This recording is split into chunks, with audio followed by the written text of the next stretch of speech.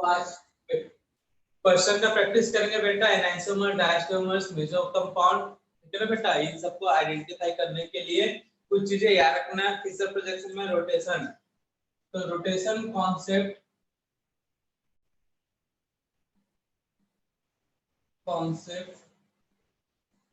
इन Fischer projection. एक wedge dash projection होता है जो बहुत पहले डिस्कस कर चुके हैं। फिशर प्रोजेक्शन भी नेम डिस्कस कर चुके हैं, ठीक है ना बेटा। वेजडेस प्रोजेक्शन में कैसे होता है बेटा, बेस लाइन बना होगा, बेस लाइन बना होगा इंटरप्लेन वाला, इसको बोलते हैं वेजडेस प्रोजेक्शन। और फिशर प्रोजेक्शन मतलब क्या बेटा, डांस प्लस का सिर्फ डांस, सॉरी डांस को हटा दो, बस प्लस लेना है, ठीक है ना बेटा। तो प्लस वाला साइन जो होता है वो फिशर प्रोजेक्शन में था। तो इस प्लस वाले साइन में खासियत क्या है बेटा, कौन सा ग्रुप अबव द प्लेन, कौन सा ग्रुप बिलो द प्लेन है। सर लेफ्ट राइट वाला अबव द प्लेन, लेफ्ट और राइट वाला अबव द प्लेन, ये जो है अबव द प्लेन है, और ये है नीचे और ऊपर वाला अप एंड डाउन वाला बिलो द प्लेन। तो फिलहाल इसका जरूरत अभी नहीं है। तो इसको बोलते हैं फिशर प्रोजेक्शन। इसमें रोटेशन का कॉन्सेप्ट देखना है बेटा। तो ये कार्बन है, कार्बन से लगे हैं 4 टाइप्स के ग्रुप जो मान लेते हैं अलग है, एक जैसा मान लेंगे, लेकिन लिख सकते हो, अलग मान सकते हो, लेकिन रोटेशन बताना है तो अलग मानेंगे तभी क्लियर होगा। फिर से बना लेते हैं ए बी सी डी, फिर से बना लेते हैं A B C D equal बना लेते हैं। क्योंकि क्लास में बता तो दिए थे, पर कई लोग पढ़े नहीं होंगे और कई लोग क्लास अटेंड नहीं किया होंगे पेपर डिस्कस होने के बाद। तो हम रोटेट कर रहे हैं किससे बच्चा, ए से रोटेशन कर रहे हैं। यहाँ पे सपोज रोटेशन जो हो रहा है वो बी से हो रहा है, यहाँ पे रोटेशन हम सी से कर रहे हैं, यहाँ पे रोटेशन हम कर रहे हैं डी से। तो ए से रोटेट करेंगे तो कौन अपने जगह पे हमेशा फिक्स रहेगा बेटा, कभी रोटेट नहीं होगा।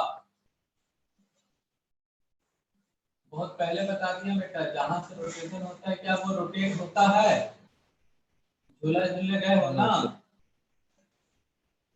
बेटा, झूले में ये झूला लगा हुआ है, इस तरह से 3 लोग यहाँ बैठे हैं, एक घोड़ा है, बिल्ली है, गधा है, ठीक है ना। इस पे बैठा दिए 3 लोगों को, ऊपर से आज झूला लगा हुआ है। तो मुझे ये बताओ बेटा, इस झूले को यहाँ से रोटेट हो रहे थे, ये क्या ये रोटेट होके कहीं और दूसरी जगह चल जाएगा क्या, यहाँ से रोटेट हो सर ये यहाँ आ जाएगा, सर वो वहां चल जाएगा, ऐसा होता है क्या? No, लोकेशन इसका फिक्स रहेगा। रोटेशन मतलब घूम रहा है लेकिन इसका लोकेशन फिक्स रहेगा। बट ये तीनों का लोकेशन क्या होगा बेटा, चेंज होगा। खान वाला गाना गाएंगे, जब घूमिया तो ये भी घूमेंगे, फिर ऐसे तरह से घूमते रहेंगे, ठीक है ना। तो तुम लोग मत घूम जाना। तो जहां से रोटेट हो रहा है उसका रोटेशन नहीं होगा। क्लियर है बच्चा? तो किसका रोटेशन नहीं होगा मैं फिक्स कर लेता हूं, तो डायग्राम बनाकर।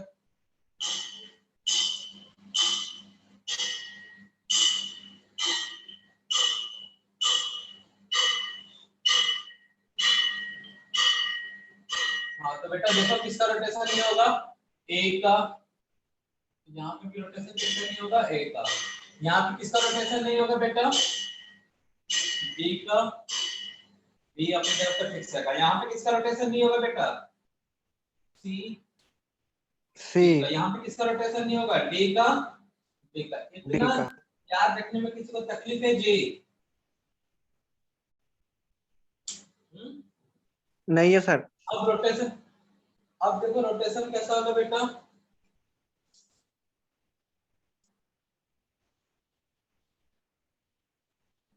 तो देखो रोटेशन ये आपस में रोटेट होंगे, सी डी और बी।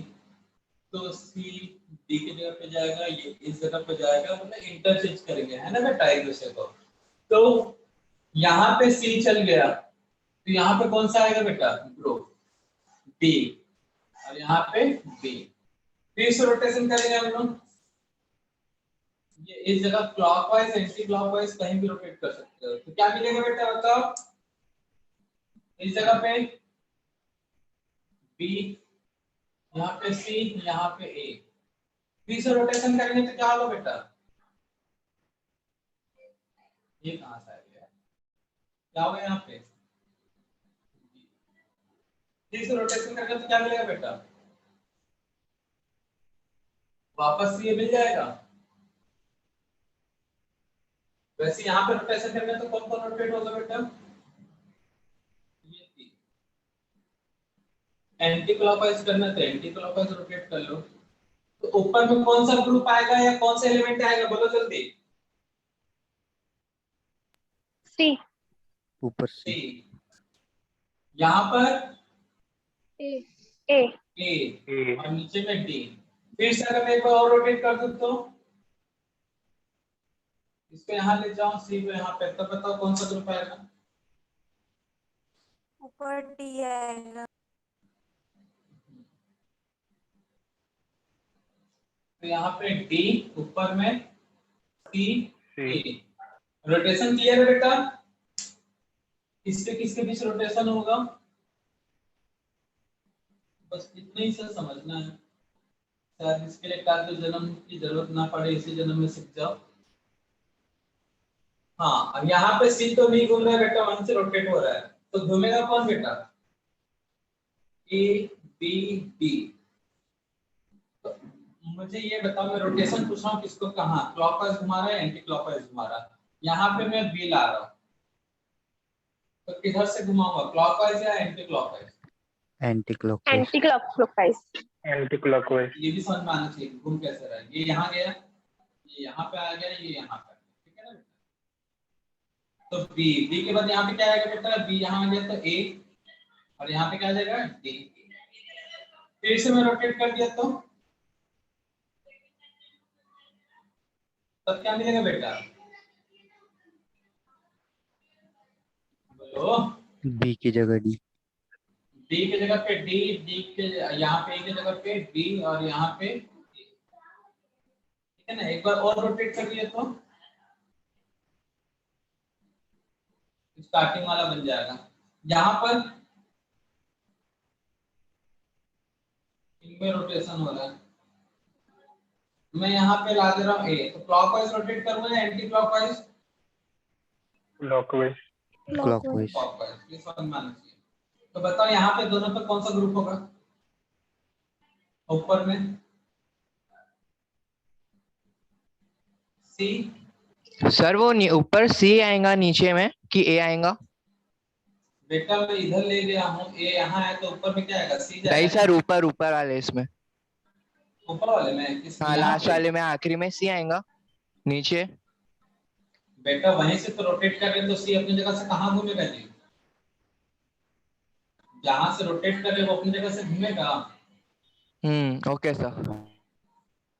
स्टार्टिंग वाले ही भूल गए यार, ऐसे करोगे तो कैसे चलेगा महाराज, जहां से रोटेट कर रहे हैं वो थोड़ी ना घूमता है यार। यहाँ पे क्या आएगा बताओ,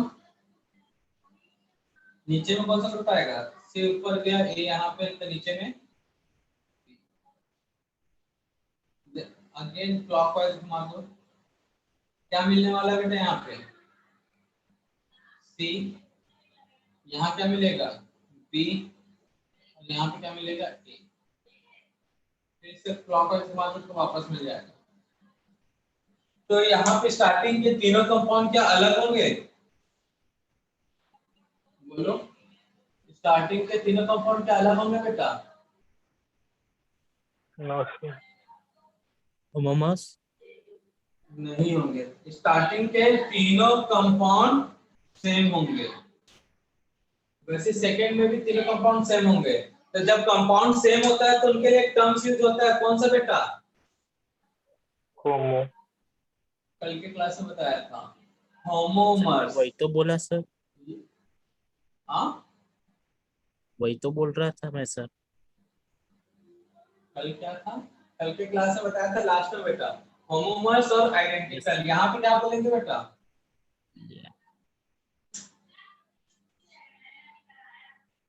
हेलो यस सर। सेकेंड वाले को क्या बोलेंगे बेटा? Homomer. होमोमर। ये भी हमारा होगा होमोमर या फिर आइडेंटिकल। ये भी हमारा क्या होगा? होमोमर। और ये भी लास्ट वाला क्या होगा?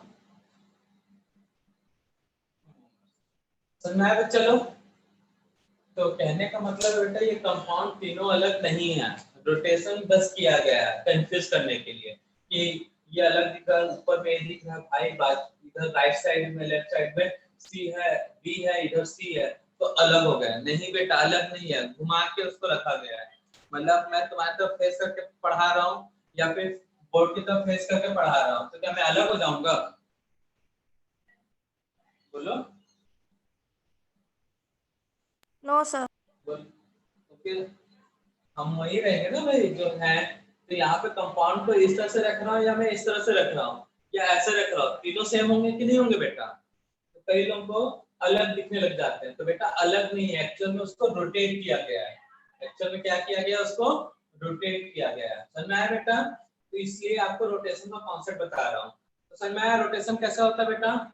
ए से रोटेट करोगे तो ये 3 रोटेट होगा, इस साइड वाले से रोटेट करोगे बी से तो ये 3 रोटेट होंगे, सी से रोटेट किया तो ऊपर के 3 रोटेट होंगे, डी से रोटेट किया तो ये 3 रोटेट होंगे। तो रोटेशन का कॉन्सेप्ट क्लियर है बेटा फिशर प्रोजेक्शन में? और बेस प्रोजेक्शन में तो बता ही दिया बेटा, अबव द प्लेन और बिलो द प्लेन कैसे लाते हैं। ठीक है बेटा, वहां तो बता दिया ना बेटा, ट्रिक यूज करना है। जहां से घुमाना वो तो चेंज नहीं होगा, जैसे यहाँ की बात हुआ, जिसको घुमा के ले जाना उसको फिक्स कर दो, 2 में इंटरचेंज कर दो। ये था rotation concept in Fischer projection. Clear है बेटा? अब मुझे बताओ एन आइसोमर्स और डायस्टेरियोमर्स का डेफिनेशन क्या था? पेज कॉपी का पलटाओ और तुरंत चेक करो, मुझे मालूम है कोई पढ़ा नहीं होगा, कोई मतलब कोई भी नहीं। ठीक है ना? सब के सब बदमाश हो गए हैं, पढ़ाई लिखाई से नाता छोड़ दिए हैं बेटा, पढ़ भी रहे हैं तो याद नहीं रख रहे हैं। इसलिए कॉपी का पेज पलटाओ तुरंत। एन आइसोमर डायस्टेरियोमर्स पढ़ाया, चेक करो क्या था। यस सर पढ़ा है। पढ़ाया ना? क्या Yes. था उसमें ये मुझे पता करके बताओ। Enantiomers sir optically enantiomer. Active रहते। Yes sir. एनांसोमर्स हमेशा ही ऑप्टिकल एक्टिव होते हैं, यही स्टेटमेंट था। Yes sir. Yes sir. और डायस्टेरियोमर्स क्या हमेशा ऑप्टिकल एक्टिव हो सकते हैं? नहीं सर डिपेंड करता है, एक्टिव या इनएक्टिव रह सकते हो। हाँ, एक्टिवेट मतलब ऑप्टिकल एक्टिव हो भी सकते हैं और नहीं, मतलब मे बी वाला कंडीशन था। समझ में आया? एनांसोमर्स के लिए कितने कायरल कार्बन होने चाहिए? 2 एनांसोमर के लिए 2 होना चाहिए। 1 1 1। तुम्हारे घर का नंबर होता ना, भी तुम्हारे पापा को फोन करता बोलता है इसको खिड़की से उठा के बाहर फेंक दो। कितने होते हैं बेटा एनांसोमर के लिए? एटलीस्ट 1। 2 किसके लिए बेटा? कम से कम 2, मतलब 2 एसिमेट्रिकल कार्बन, कायरल कार्बन, या उसी को बोल सकते हैं ऑप्टिकल एक्टिव सेंटर। क्या क्या बोल रहा हूँ? कायरल, वही आपका एसिमेट्रिकल कार्बन, या आप इसकी जगह टर्म यूज कर सकते हैं ऑप्टिकल एक्टिव सेंटर। कितना चाहिए? मोर देन 1, मतलब 2 और मोर देन 2। समझ में आया बच्चा लोग? आया कि नहीं आया जी? Yes sir. तो वो डायस्टेरियोमर्स बना सकता है, बनेगा ही नहीं, बना सकता है। तो डायस्टेरियोमर्स में और क्या बताया था बेटा? ये तो हो गया 1 पॉइंट एनांसोमर डायस्टेरियोमर्स। डायस्टेरियोमर्स पहचानिए कैसे, क्या बताया था इसमें? और कुछ बताया होगा? Non super imposer. ये तो डेफिनेशन हो गया, non super impossible, non mirror image. Enantiomer mirror image है बट नॉन सुपर इम्पॉसिबल। क्यों होता है non super impossible, non mirror image diastereomers? अगर ये खोज लिए तो आपका कोई भी क्वेश्चन सॉल्व हो जाएगा डायस्टेरियोमर्स का, मतलब कंक्लूजन आपको मिल जाएगा।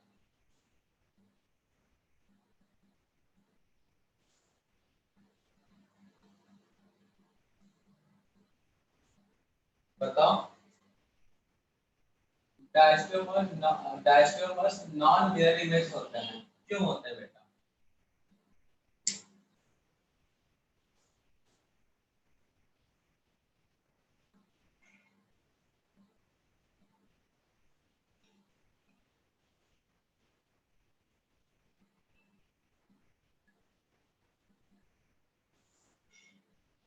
बोलो सोचो क्या होगा बेटा।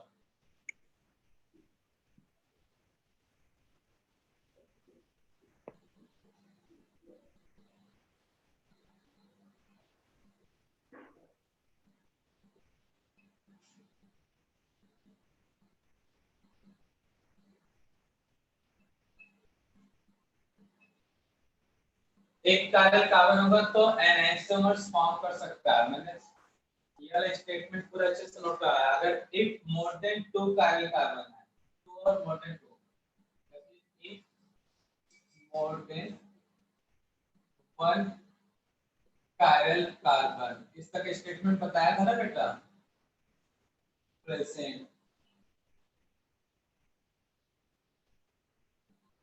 तो वो जो कंपाउंड है इन कंपाउंड,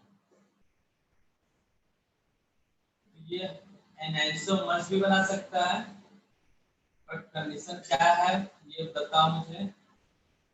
एनाइसोमर्स, और ये बना सकता है डायस्टियोमर्स।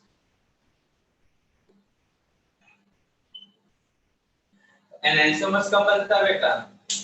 जब नॉन मिरर इमेज हो, सॉरी मिरर इमेज होता है और नॉन सुपर इम्पोजिबल होता है। तो मिरर इमेज से ऑप्टिकल एक्टिविटी क्या होता है चेक करो। एनाइसोमर्स में एक जैसा रहेगा, ये अलग होगा, या किसी एक का एक अलग होगा, किसी एक का सेम रहेगा। Optical activity different in each other. हाँ, टोटली डिफरेंट। इसमें क्या होता है बेटा, यही हिंट है, यही कंक्लूजन है बेटा। Optical activity opposite to them, ठीक है ना, टोटली अपोजिट होगा। यहाँ पे क्या होगा बेटा, क्या यहाँ पे भी टोटली अपोजिट हुआ? अगर होता तो एनाइसोमर्स बोल देते बेटा। क्या होगा यहाँ पे?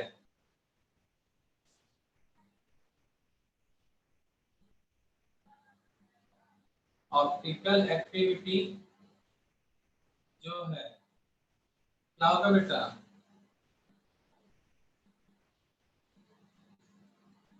Of anyone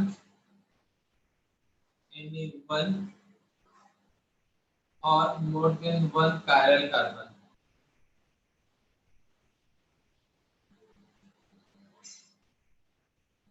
Chiral carbon remains constant.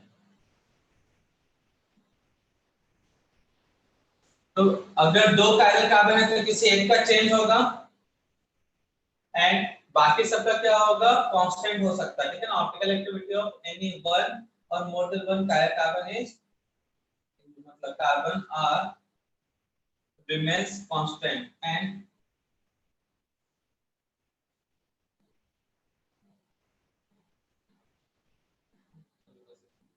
अगर पूरा का पूरा सेम है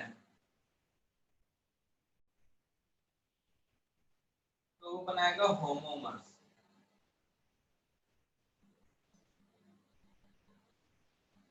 ऑप्टिकल एक्टिविटी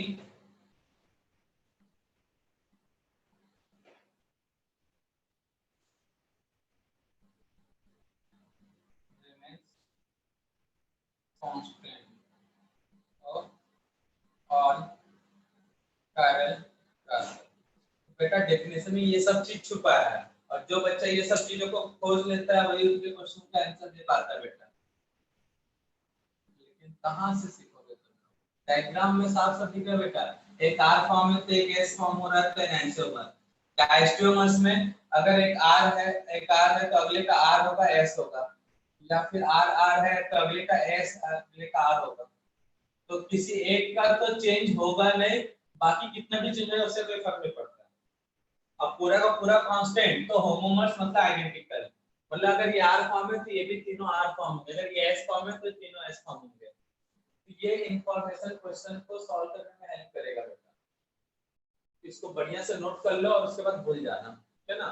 याद तो रखोगे नहीं मुझे मालूम है, याद रखने से तो ऐसे ही बोलते हो, भूल जाते हो। तो शायद भूल जाओ, बोलो तो याद रख लो। छापो, छाप ही सकते हो कॉपी में बस, और क्या करोगे, छापोगे, बढ़िया से सजाओगे, फ्रेमिंग करा के कॉपी को रख दोगे कहीं पे, पढ़ना थोड़ी है तुमको। छापो जल्दी, सब चीज छुपा हुआ है कॉपी में फिर भी नहीं दिखता। और डीपीपी सॉल्व करने के लिए बोलते हैं तो डीपीपी सॉल्व नहीं होता।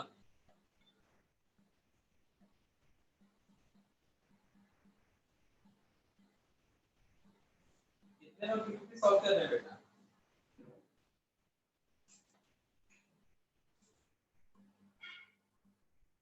और डीपीपी क्लास में डिस्कस करेंगे तो 2-4 दिन सोते रहते हैं।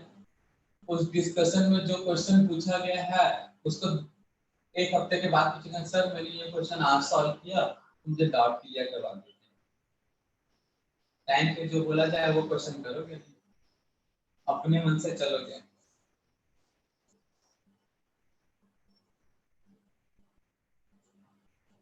छापो जल्दी। हो गया सर। ये कंक्लूजन एक दे देता है भैया कि अगर कायरल कार्बन 1 है तो वो कंपाउंड कभी भी जिंदगी में क्या नहीं बना सकता, डायस्टेरियोमर्स। क्या नहीं बना सकता बेटा, डायस्टेरियोमर्स। ठीक है,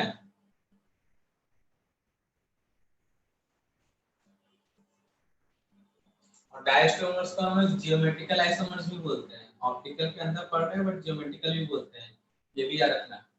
सिस ट्रांस डायस्टेरियोमर्स में आता है, ठीक है ना बेटा।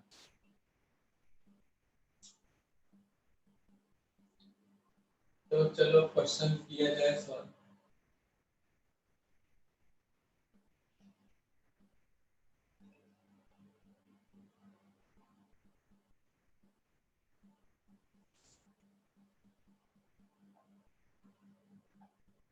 स्टार्टिंग में जो ट्रिक बताया तो उससे भी कई लोग जल्दी सॉल्व कर सकते हैं और कई लोग आरएस नहीं देते। ट्रिक से पहले एक कंक्लूजन और जो भी समझ में नहीं आएगा कई लोगों को, आ गया तो अच्छी बात है। कंपाउंड में 2 कायरल कार्बन है, ये कायरल कार्बन है, सेकंड कायरल कार्बन है, दोनों आर फॉर्म में सपोज मान लिया, ठीक है ना। एक नया एक दूसरा कंपाउंड है, सेम मॉलिक्यूलर फॉर्मूला के साथ, सेम कायरल कार्बन है बट ऑप्टिकल एक्टिविटी एक का आर है एक का एस है। एक और कंपाउंड है, एक साथ ही करेंगे, एक में आर एक में एस, एस आर एस और एस, ये 4 कंपाउंड। सभी में कायरल कार्बन 2 है, ये 1 और ये 2। कायरल कार्बन दे दिया बच्चा सभी में, ऐसे नोट कर दे। कायरलिटी 1 का आर है 2 का, वही कंपाउंड सेम मॉलिक्यूलर फॉर्मूला है, सेम आईयूपीएक नेम है बट ऑप्टिकल एक्टिविटी अलग है। फिर एक नेक्स्ट कंपाउंड है, सेम मॉलिक्यूलर फॉर्मूला है, आईयूपीएक नेम है बट ऑप्टिकल एक्टिविटी अलग है। C1 कार्बन में R था, यहाँ भी R का S, S का R, SS हो गया है। ये compound A, B, C, D, तो रिलेशन पूछे गए यहाँ पे, रिलेशन बिटवीन A का B के साथ, A का C के साथ, इस टाइप के क्वेश्चन आते हैं बेटा। वैसे ही अब रिलेशन किसके बीच पूछेगा और कौन कौन सा कॉम्बिनेशन हो सकता है रिलेशन का बेटा, B का C के साथ, B का B के साथ, C का D के साथ, लास्ट में A का ये और D का हुआ, कौन सा बच्चा है। और फिर बच्चा क्या, A का B, B का C, C A B, B C D D, उसके बाद C D D C। ये कॉम्बिनेशन में बताओ क्या क्या रिलेशन होगा। A और B को देखो क्या हो रहा है बेटा, ये दोनों R फॉर्म है, ये R फॉर्म है, ये एक R है S है, तो क्या होगा, एनाइसोमर होगा, डायस्टेरियोमर्स होगा या होमोमर्स होगा, बोलो।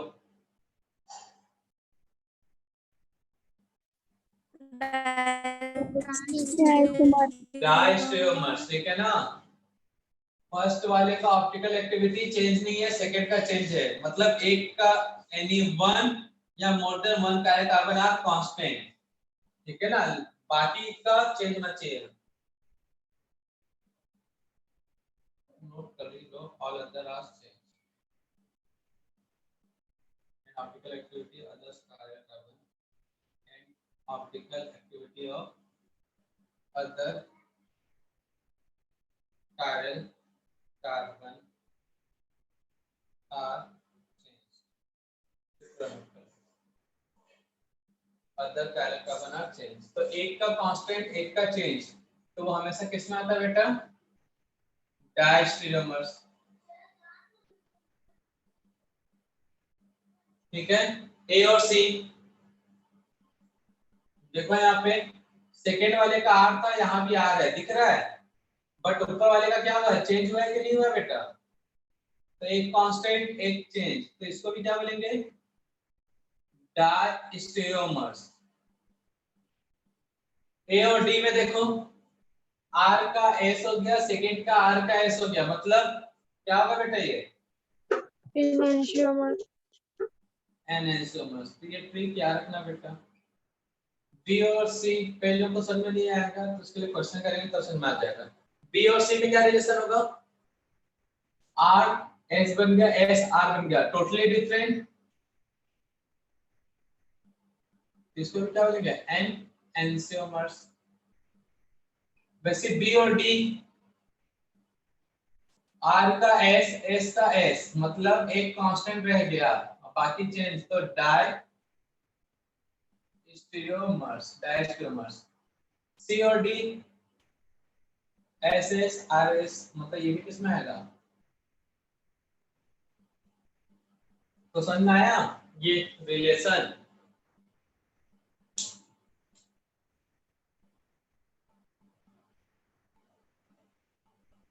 आया कि नहीं आया बेटा?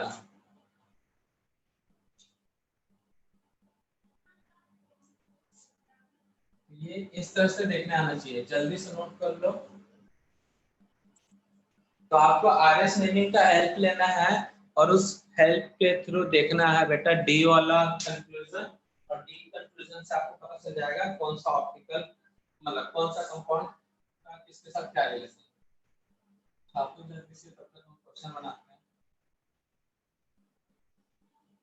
और एक कायरल कार्बन है तो वो तो होमोस बनाएगा या फिर एनहांसोमर्स बनाएगा. ये नीचे में लाइन ऐड कर लिए थे बेटा. And optical activity of all other carbon are change. Diastereomers में एक लाइन ऐड करना था.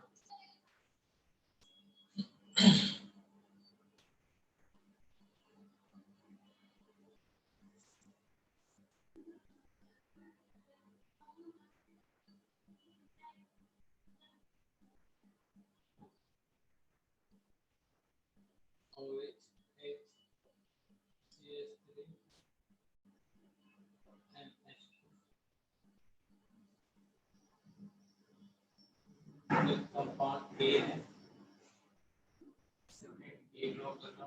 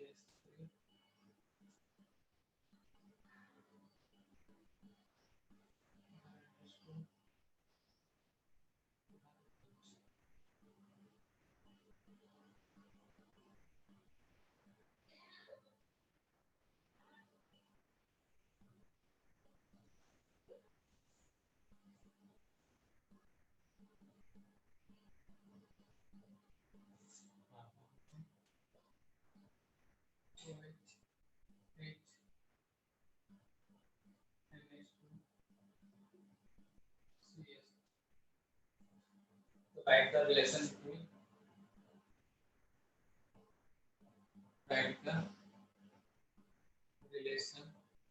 between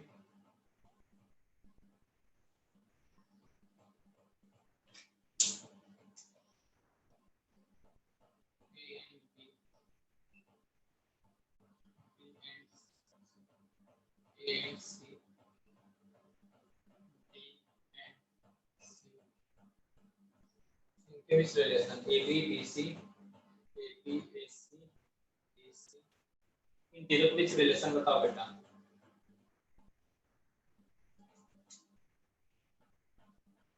क्या रिलेशन होगा? तो एक पैरेलल कार्बन है तो डायस्ट्रोमर्स कभी बन सकता है? नहीं बनेगा। तो सबका पहले आरएस कर लो, कंपाउंड ए बी सी का, तीनों को मालिकों हमने सेम है, आईयूपैक नेम सेम है, तो सबका आरएस कर लो।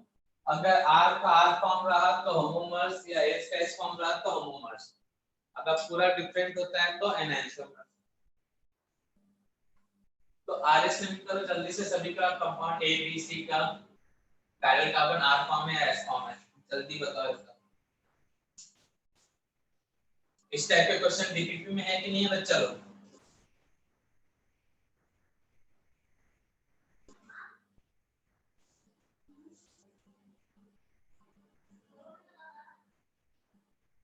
है सर। करना वहां से भी सवाल अच्छा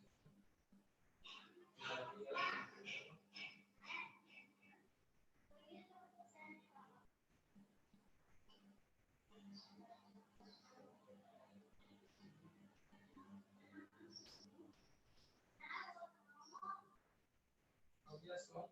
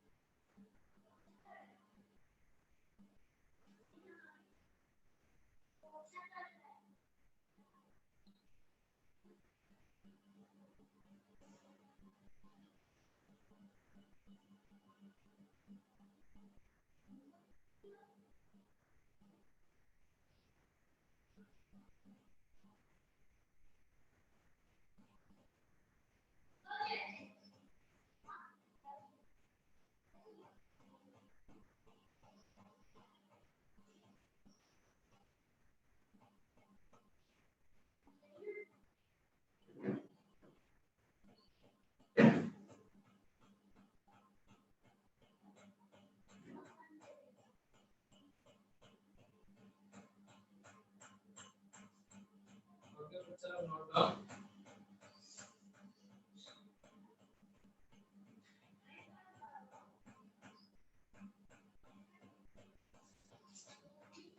बेटा आरएस नहीं हुआ अभी तक?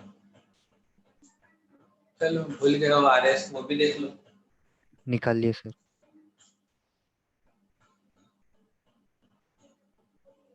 Compound A OH CS3 H MH2।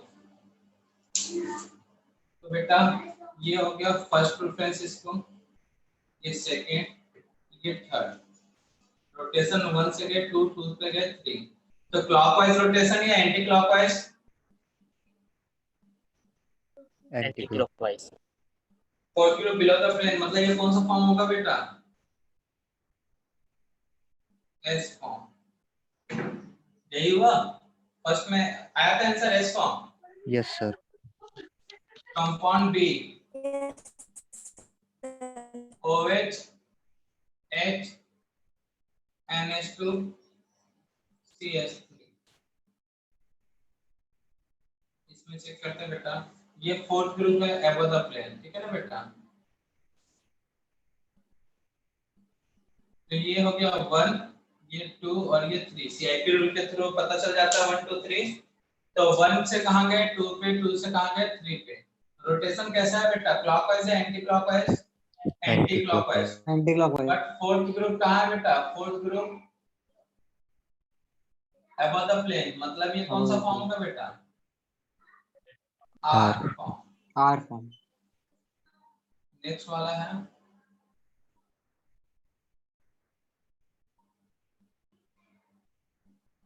OH H, fourth group above the plane है CS3 NH2। फोर्थ ग्रुप है, ये 1 2 3, तो 1 से कहाँ जाएंगे 2 पे, 2 से कहाँ जाएंगे 3 पे। क्लॉकवाइज या एंटी क्लॉकवाइज? क्लॉकवाइज। क्लॉकवाइज में क्लॉकवाइज बोल तो एवर द प्लेन, मतलब ये भी कौन सा फॉर्म का बेटा, एस फॉर्म।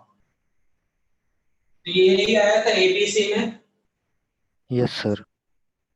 तो बेटा ये ए और बी दोनों में ऑप्टिकल एक्टिविटी चेंज हो रहा है क्या? एस का आर है, इसको क्या बोलेंगे बेटा, एनएंसियोमर्स। क्या बोलेंगे इसे, एनएंसियोमर्स। ऑप्टिकल एक्टिविटी पूरी तरह से चेंज। ए और सी में एस है, ये भी एस है, तो इसे क्या बोलेंगे, होमोमर्स होमोमर्स। या फिर आइडेंटिकल। बी और सी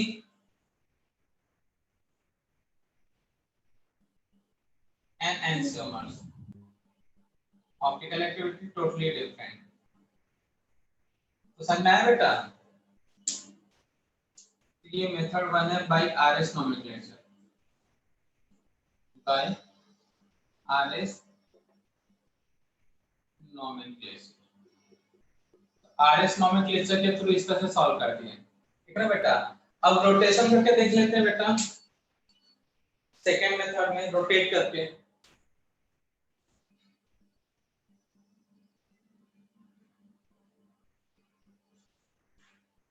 तो ए है, एक बार सबको एक ही तरह बनाने का कोशिश करते हैं, ठीक है, बनता है कि नहीं। OH CS3H रोटेशन से, ठीक है ना बेटा। तो कई लोग को ये अच्छा लगता है, कई लोग को रोटेशन अच्छा लगता है, और हमारी मानो तो हमें दोनों अच्छा लगता है। क्वेश्चन पे डिपेंड करता है, कभी रोटेट करके बनाते हैं, कभी बिना रोटेशन के। ये कंपाउंड ए है। बी में क्या है बेटा, OH H NH2 CS3। तो CS3 जिधर उधर ही मैं CS3 लेके आऊं तो क्या होगा बेटा, H नीचे है, यहाँ पे H को नीचे लेके आता हूँ, ऊपर और नीचे सेम ग्रुप रखता हूँ, ठीक है ना। तो रोटेट करूंगा तो OH जहाँ है वहीं रख रहा हूँ, H को नीचे ला रहा हूँ। तो मुझे बताओ बाकी ग्रुप कहाँ कहाँ पे होंगे, राइट साइड लेफ्ट साइड में कौन सा ग्रुप? ये यहाँ गया है, ये यहाँ जाएगा और ये यहाँ आएगा। इधर NH2, इधर CS3। इसको उठा के मैं यहाँ रख दूं तो ये एक दूसरे का मिरर इमेज है कि नहीं, बताओ तो। मिरर इमेज है कि नहीं बेटा, ए और बी दोनों सेम है ना, दोनों सेम क्या है, मिरर इमेज। तो ए और बी क्या होगा, एनएंसियोमर्स। हुआ कि नहीं हुआ बेटा? तो मर्जी आपकी मिरर इमेज दिख गया तो एनएंसियोमर्स सेम दिख गया, तो डायस्टोमर्स मिरर इमेज नहीं है। तो यहाँ पे कौन सा कंपाउंड है, OH जैसा है वैसा ही है, NH2 H CS3। सेम इसमें भी वही करता हूँ, मैं H को नीचे ले जाता हूँ, एक ऊपर वाला और नीचे वाला सेम रखता हूँ। तो क्या होगा बेटा,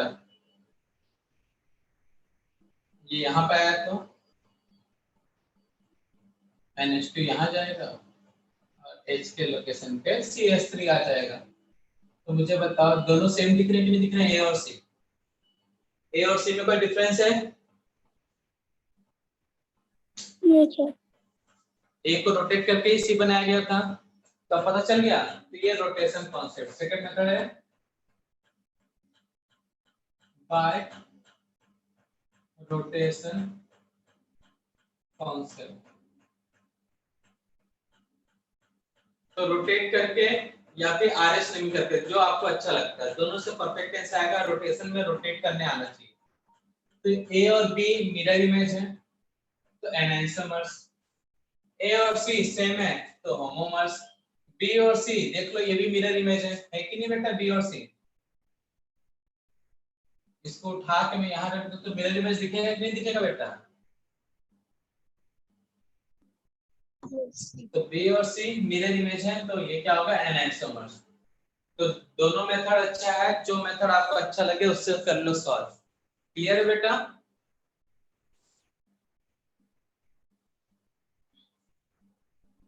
तो हो जाएगा इस टाइप का क्वेश्चन सॉल्व।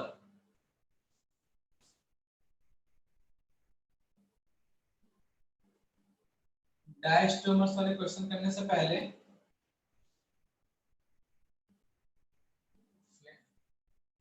कंपाउंड है उनका आरएस बताओ मुझे।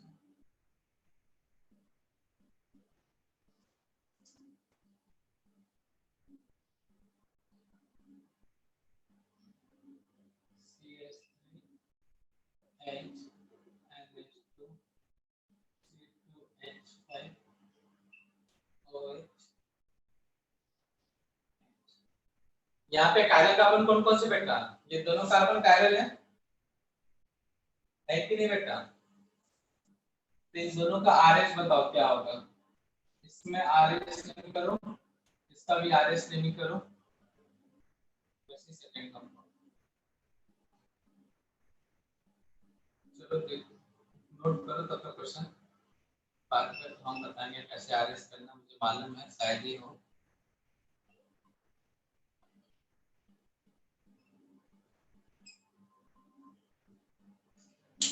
तो यहाँ पे कार्बन है, ये कौन से कार्बन है बेटा? ये 1 कार्बन होगा, ये 2 होगा, 3 4 एंड 5 यहाँ पे होगा। ये बताइए नंबरिंग करने आता है कि नहीं आता है? ये नंबरिंग करने आता है कि नहीं आता बेटा? आइए Yes, एक नोमेनक्लेचर से कर रहा हूँ, क्योंकि कितने कार्बन का ब्रांच है? 1 2 3 4 5 कार्बन का रूट चेन है। OH पहला है तो पहला प्रेफरेंस दिया जाएगा, ठीक है? नहीं आता तो चलो इसको, ये कार्बन को A मान लेते हैं, इस कार्बन को B मान लेते हैं, उससे भी कोई दिक्कत नहीं होगा। तो कार्बन A पे कौन कौन सा ग्रुप लगा मुझे जल्दी बताओ।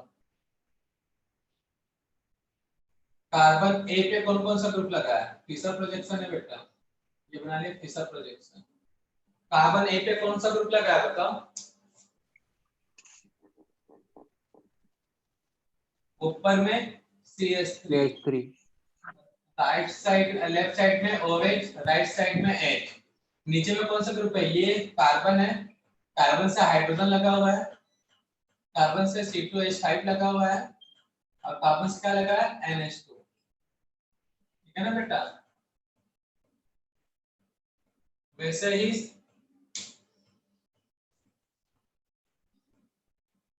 सेकेंड पॉसिबिलिटी, मतलब डी वाले कार्बन पे कौन सा ग्रुप लगा है बेटा?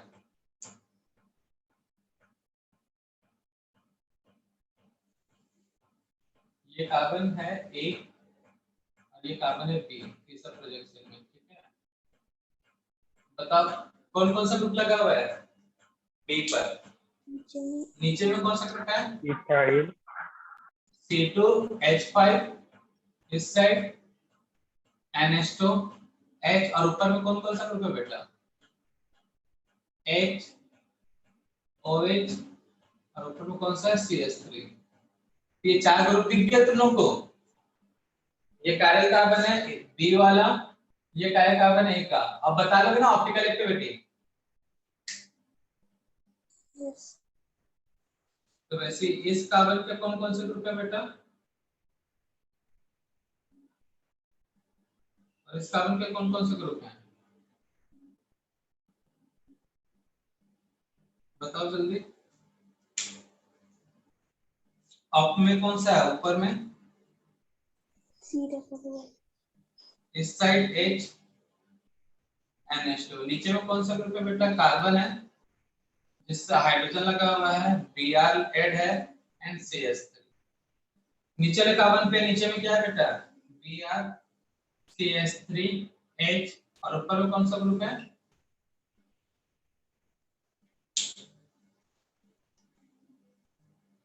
H NH2 C double OH, ये ग्रुप है।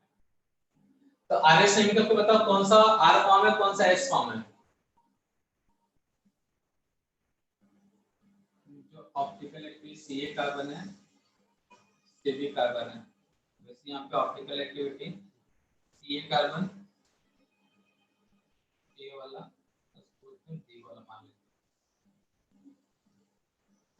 बताओ जल्दी से, तब जाके तुम डायस्टोमर्स वाले क्वेश्चन सॉल्व कर पाओगे।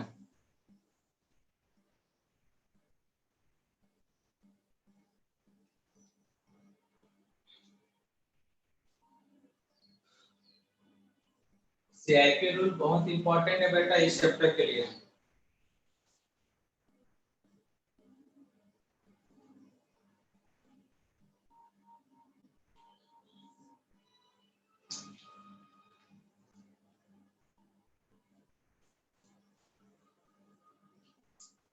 बोलो बच्चा लोग।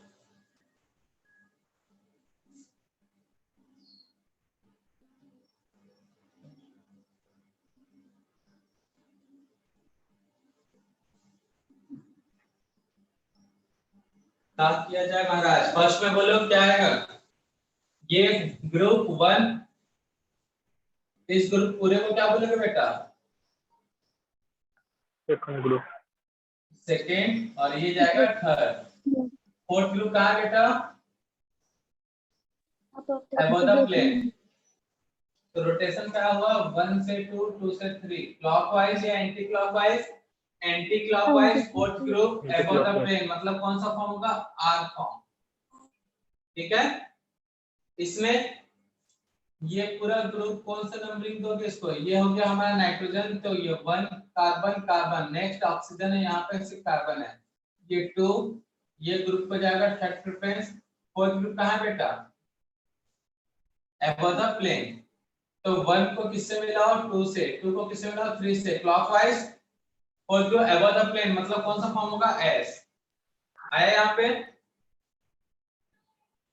यहाँ पे पहला आइटम नाइट्रोजन कार्बन कार्बन, तो ये फर्स्ट प्रेफरेंस।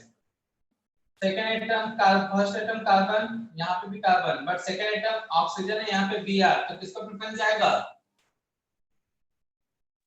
Br को। ठीक है ना बेटा, एटॉमिक नंबर Br का जाता है ऑक्सीजन से, यानी कि ऑक्सीजन डबल बॉन्ड से, तो उसको। ठीक है ना बेटा। ये थर्ड। फोर्थ ग्रुप कहाँ है बेटा अबव द प्लेन या below the plane. Above the plane, तो 1 को 2 से मिलाओ, 2 को 3 से, क्लॉकवाइज या anti clockwise. Excuse me sir, sir वो एंटी क्लॉक होगा ना इसमें सर। बी वाले carbon first question. Anti clockwise fourth group below the plane, यहाँ पे आर फॉर्म होगा। एंटी क्लॉकवाइज है fourth group above the plane, हाँ आर फॉर्म होगा। ठीक है ना। Thank you sir. इसमें सही, वेरी गुड बच्चा। ठीक है, ये एंटी क्लॉकवाइज है fourth group above the plane है, तो आर फॉर्म होगा। तो पहले सही तरह 1 2 3 anti clockwise fourth group above the plane. यहाँ बताओ रोटेशन कैसा है। 1 से 2 में गए, 2 से 3 में गए, कैसा है रोटेशन बेटा क्लॉकवाइज और anti clockwise. Anti clock. Fourth group above the plane, तो कौन सा फॉर्म दूं आर। आर। नीचे में Br हो गया 1, ये 2, ये 3, fourth group above the plane, तो 1 को 2 से मिला, 2 को 3, clockwise rotation fourth group above the plane, मतलब ये कौन सा फॉर्म का एस। तो क्लियर है बेटा। तो जब भी इस टाइप का एक से ज्यादा कायरल कार्बन वाला है तो उसमें कायरलिटी डिफाइन कर लोगे, मतलब RS नेमिंग कर लोगे। Yes sir. यस। ठीक है ना, तो इसको इसमें भी प्रैक्टिस हो जाएगा ना। ये जो बाहर तुम लोग इस तरह से बनाने की जरूरत नहीं, इसी में आपको सब समझ में आ जाएगा। लेकिन स्टार्टिंग में तो अभी ऐसे कर लेना। ठीक है ना बच्चा लोग। तो ये हो गया बेटा आपका RS नेमिंग। और इसी से अब डायस्टोमर्स के क्वेश्चन बनेंगे। ठीक है ना बेटा, तो उसको नेक्स्ट लेक्चर में देखेंगे। आज बस इतना ही देखते हैं। तो जो मैंने नोट बताया बेटा, हमने नोट बताया है ना, एनेंटियोमर्स कब बनता है। हमेशा एनेंटियोमर्स होगा तो एक कार्बन। डायस्टोमर्स, होमोमर्स और एनेंटियोमर्स कब बन सकते हैं बेटा, जब एक से ज्यादा कार्बन हो तो एनेंटियोमर्स भी बनेगा, होमोमर्स बनेगा, डायस्टो, तीनों की पॉसिबिलिटी है। लेकिन एनेंटियोमर्स बनते समय क्या कंडीशन है बेटा, सभी ऑप्टिकल एक्टिविटी पूरा change, all optical activity of chiral carbon totally change. ठीक है ना बेटा। डायस्टोमर्स में क्या होगा, अगर 3 कायरल कार्बन है तो एक का कांस्टेंट 2 का चेंज। रिपीट कर रहा हूं, 3 कायरल कार्बन है तो एक का कांस्टेंट 2 का क्या हो जाएगा चेंज, या फिर 2 का कांस्टेंट 1 का होगा चेंज। मतलब कोई एक कायरल कार्बन जिसका ऑप्टिकल एक्टिविटी चेंज नहीं होगा, बाकी सब चेंज हो जाएंगे। ठीक है ना बेटा। तो घर में 5 लोग हैं तो एक जो बंदा है वो चुपचाप जैसा है वैसा ही रहेगा, बाकी 4 के नेचर चेंज हो जाए, 3 के नेचर चेंज हो जाए, 2 के नेचर चेंज हो जाए या 1 का नेचर चेंज हो जाए, तो उसको हम क्या कहेंगे बेटा? डायस्टेरियोमर्स। ठीक है ना बेटा? उसे हम क्या कहेंगे? डायस्टेरियोमर्स। अब किसी का नेचर चेंज नहीं होता समय के साथ, तब उसे क्या बोलते हैं बेटा? नेचर चेंज होना मतलब ऑप्टिकल एक्टिविटी यहाँ पे होमोमर्स। अब पूरा का पूरा चेंज हो जाएगा, घर के पांचों के पांचों मेंबर का नेचर पूरा चेंज हो गया तो एनाइसोमर्स। एनाइसोमर। ठीक है ना बच्चा? तो ये कॉन्सेप्ट याद रहेगा और इसी से क्वेश्चन सॉल्व होगा कल। ठीक है ना? तो आज की सेवा करते हैं समाप्त। बाय बच्चा लोग। Bye sir. Bye sir. Bye sir.